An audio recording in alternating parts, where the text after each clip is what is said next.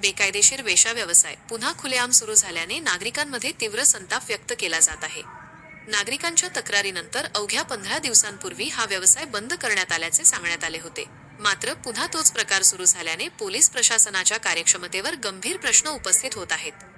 शहरातील वर्दळीच्या भागात हा व्यवसाय सुरू असल्यामुळे सामाजिक वातावरण दूषित होत असून महिला, युवती, शाळकरी विद्यार्थी व तरुणांच्या सुरक्षिततेचा प्रश्न निर्माण झाला आहे।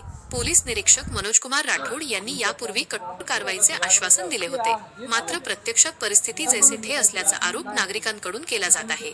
तात्पुरती व दिखाऊ कारवाई करून पुन्हा व्यवसाय सुरू होतो, हे नेमके कोणाच्या आशीर्वादाने, असा सवाल नागरिक उपस्थित करत आहेत। नागरिकांनी पुन्हा लेखी तक्रारी देण्याची तयारी दर्शवली असून त्वरित व ठोस कारवाई न झाल्यास आंदोलनाचा इशाराही दिला आहे।